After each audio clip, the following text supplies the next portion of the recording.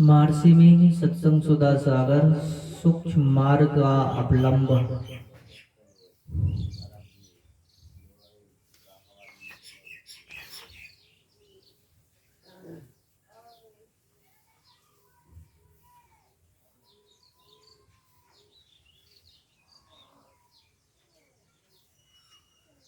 कबीर साहब की वाणी।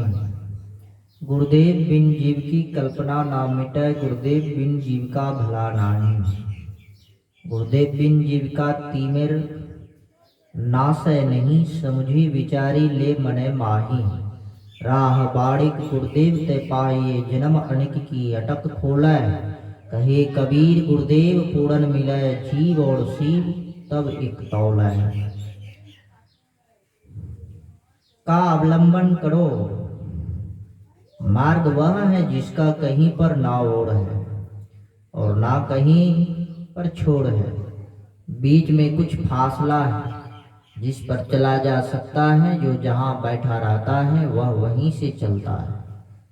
शरीर में मन का बैठक या इसका केंद्रीय रूप जहाँ है वहीं से चलेगा। जागृत अवस्था में नेत्रस्त्यम जागृतम विद्यात कंठे स्वप्नम समाविशित।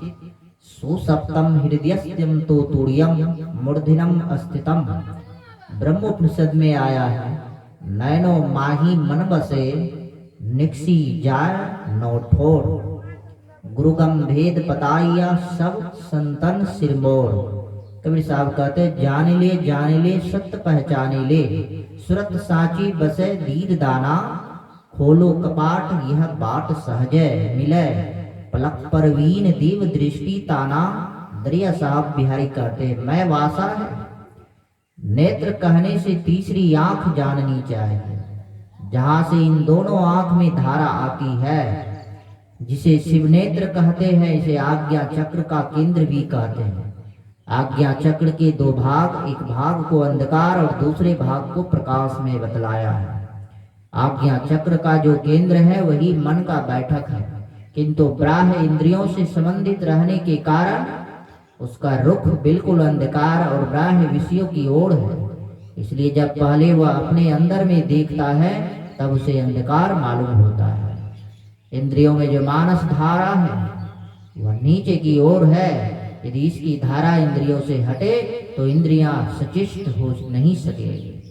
जो कोई लेटा पड़ा है उसके दोनों हाथ दो तरफ और पैर तीसरे तरफ है। यदि वह उठना चाहे तो हाथ पैर समेट कर उठना होगा। उसी प्रकार चेतन की धारा जो संपूर्ण शरीर में फैली हुई है, जब तक केंद्र में केंद्रित ना हो तब तक मन और चेतन की उधर्व गति नहीं हो सकती। चेतन धारा केंद्र में केंद्रित हो तब वह उस मार्ग पर चलेगी। वहां स्थूल देह का कोई अंश नहीं है। वह लकीर या मार्ग सूक्ष्म है। जिस पर सूक्ष्म चलेगी, जिस पर सूरत चलेगी, चेतनमय मानस धारा इंद्रियों के घाटों से छूटते ही और केंद्र में केंद्रित होते ही मन का रुख नीचे की ओर से ऊपर की ओर उलट जाएगा। रुख फिरते ही उसे प्रकाश मालूम होगा। सूक्ष्म मार्ग ज्योति मार्ग है। इसी सूक्ष्म मार्ग पर चलना है।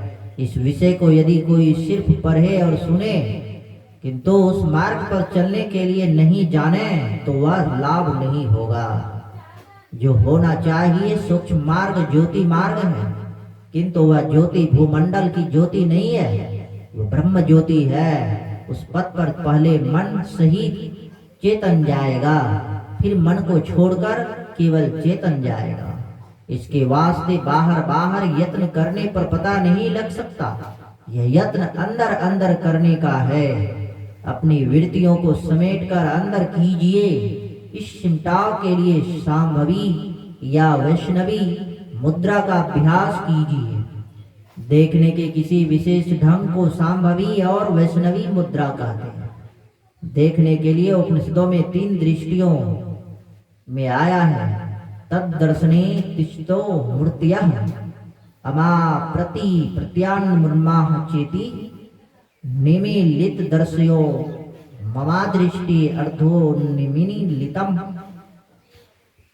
प्रतिपतः श्रवणमिलं पूर्णमा भवति तल्यक्षं नासागरं तद्भ्यासान्यं स्वीयव्यक्त ततो वायु।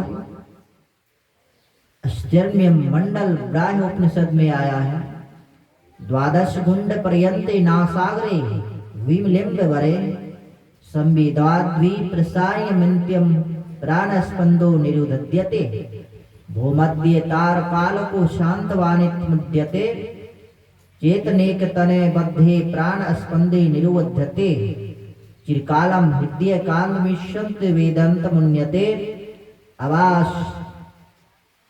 आवास नमनो ध्यान तो प्राण स्पंदन निरोधयते। सांडल्य उपनिषद अध्याय 1 में आया है का वर्णन है। अमावस्या प्रतिपदा और पूर्णिमा आंख बंद कर देखना अमा दृष्टि है, आधी आंख खोल कर देखना प्रतिपदा है, पूरी आंख को खोल कर देखना पूर्णिमा है। उसका लक्ष्य नासाग्र होना चाहिए। प्रतिपदा और पूर्णिमा में आंखों में कष्ट होता है, किंतु अमावस्या की दृष्टि में कोई कष्ट नहीं होता।